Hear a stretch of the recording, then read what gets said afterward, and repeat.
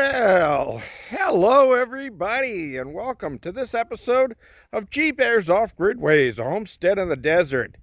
Here we are on June 11th, 2021, 2020, 2020. I made a lot too many 20s in there. That's almost a tongue twister. Ow, that hurts when you twist your tongue. Anyway, see the shiny grow houses popped up on BLM land on the side of the mountain over there.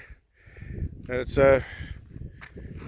kind of ridiculous, but I was just reading the news in the local news channel, and they raided another one and seized a bunch of more plants and some illegal ammunition and guns and all kinds of stuff. So another one bites the dust, and they're going down one after another. So anyway, the weather was kind of nice today. It was real calm all day long. The winds are up to about 8 miles an hour right now. Not that bad. Kind of feels a little bit comfortable. Heat wave hasn't hit here yet. According to the forecast, though, it's on its way. Looking for 105 to 110 now is what they're saying. So, not a big deal. Mr. Tote QZ is all ready, except for a way to get in and out of it. But if worse comes to worse, a stepladder will handle that situation. But I might have to see what I've got laying around that I can build a little deck on there with some stairs going up so that I can use that to get in and out. And been pretty quiet lately. I think these illegal growers got word that the raids are on their way, because there's been very little traffic on the road. Well, I shouldn't say very little altogether, but a lot less than normal. Normally I'd come out here and within a couple of minutes there'd be a bunch of water trucks going by. And I think I didn't see that many today, but of course I spent some time inside in the air conditioning sleeping. Or I should say napping. There's a difference, right? Alright, so anyway, I was down here earlier and thinking that it was going to get really hot today. It only got up to 93. It wasn't that bad. But I did come down earlier and soak everything down out here. Make sure that it didn't dry out, cause any damage. Well, let's see. Here, a vehicle coming down the road, but it looks like it's just a regular vehicle, not a water truck. Yeah, it looks like a Chevy Suburban. So anyway, things are still looking nice and healthy out here. My Fuji apple here, my graft, looking good, and my Sharon apple graft here is looking good. I'm going to wrap this this joint where I did the graft. I got to wrap it one more time because it looks like I'm getting a little dry out on one side, and I don't want that to cause any harm. So I'll just grab a little bit of parafilm and wrap that back up. Tomato plants are finally starting to get some growth here. I don't have to go through and pinch off any suckers that are on there. That one's got a nice big sucker growing right there out of the edge between the Y right there.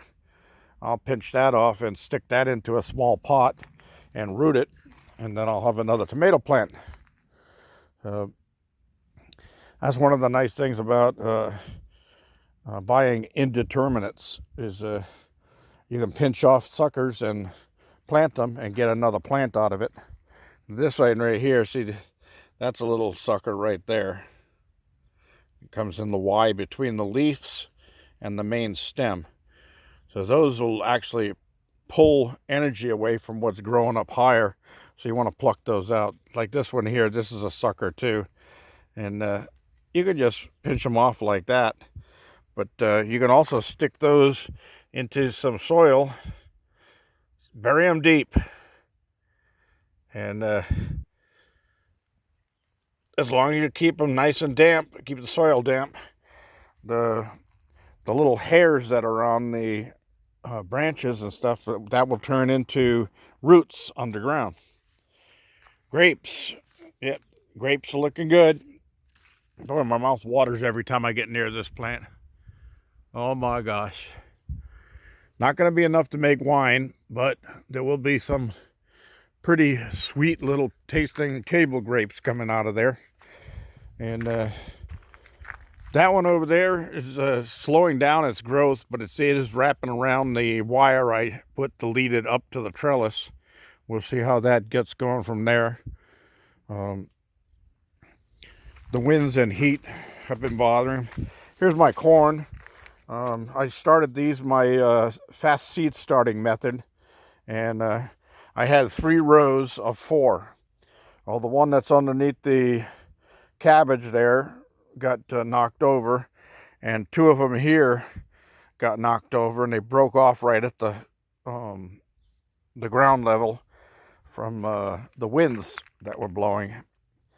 So missing a couple, but usually 9 plants is your minimum. You should have a 3x3.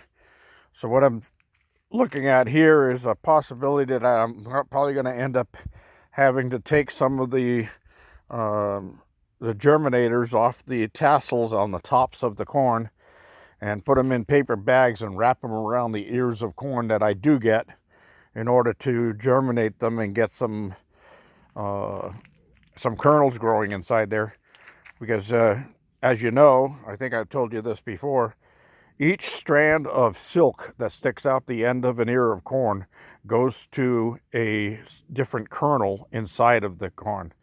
And each one of those pieces of silk need to be germinated with the tassels that are on the top. They drop these little things that look like grass seed. And if they don't get terminated, that's when you get your redneck corn with half the teeth missing. Sorry, rednecks. Sorry, Tony and Leanne. Didn't mean anything bad by that. So I did come out and soak everything, and my aloe vera is really doing great. The seeds all fell off of the stem already. I haven't seen any new ones popping up. But my fig tree is growing, and pretty soon I won't need to do laundry for the summer. I could just wear a fig leaf. Oh. All right. So my peaches are doing pretty decent here. My non-king cherry and avocado and my shade tree. My herb garden is looking a little ragged. I'm going to have to get in and clean that up a little bit. The garlic, it got too hot for the garlic, so it's all dried up down here. But the onions are still growing, so I'll wait, see what goes. Might have to wait for the cooler weather in the fall before I can plant more garlic. But garlic's cheap anyway, so and 1 bulb for 1 person goes a long way. Of course, I swallow whole cloves of garlic for antibiotics if I have a small infection or something like that. I swallow the garlic for antibiotics, so I don't have to take pharmaceuticals. So anyway, yeah, look at this sucker growing here. It looks like a little miniature tree. This is one of the tomato plants that took a big hit from the temperatures. It doesn't look like it's going to do much good, so I probably end up pulling that out and compost it. And my fava beans, for some reason, have started fading off. I think the heat's getting to be too much for them. Anywho, the graft on this pear tree, my Pfeiffer pear tree, this is a Bosc graft from back around, looks like February 11th. So that's a few months ago. That graft is doing really well. And I'll probably see some production coming off this tree in a couple of years. That graft down there, that was a a test with the modeling clay for the Raptograft to see how it would work. And I don't think it did much good, because it is solid and still flexible. I'll let it sit. The worst that'll happen is it'll dry up and fall off. All right. Still no sign of any grapes showing on this new vine. It is young, but these are the purple seedless. Those are the green seedless. So I'd like to get them both growing really well. And I think what I'm going to do is, this one's still too young for it. I might be able to get it down on the main trunk, but I don't want to damage it as a young plant. That one over there is well established. So what I might do is, when the Home Depot Concord grape vines come available again next spring, I think I might go there and get some that look pretty healthy. And instead of planting them, well, I'll plant the rootstock part of it. But you usually cut them back about 2/3. And what I'll do is I'll cut them back 2/3, and I'll use those as scions. And then I'll be doing drill grafts on the grapevine. Drill graft is where you actually use a sharp drill bit on your cordless drill, and you drill a hole right into the trunk of the main plant, and then you sharpen the scion and expose the cambium layer all the way around, and then push it down into the hole, and then wrap it up really well, nice and tight, and cover it. Put a shipping envelope with the plastic on the inside and the paper on the outside. Wrap one of those around it, and it helps keep the moisture in, and keep the sun from drying out that scion. And maybe I'll get a Concord grape branch to grow that way, because these aren't really showing me anything. I keep looking and thinking that I'm seeing buds on it, but let's see what happens when I pull this up.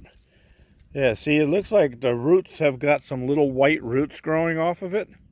Looks like part of it is actually alive, but it's really not doing anything. So I'm gonna bury that back in here in a second when I close off this video.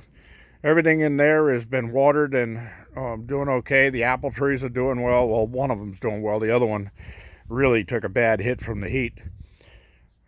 But that's about it. I wanted to cover stuff in the garden. Any questions and comments, leave them below. Don't forget to give me a thumbs up down there, and don't forget to subscribe. Subscriberships have slowed down here. Of course, my videos have slowed down because of weather, but those are going to pick up here real soon.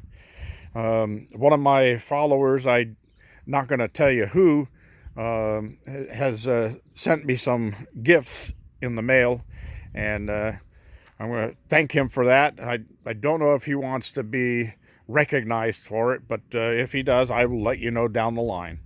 Thanks for joining me. This is G Bear signing off.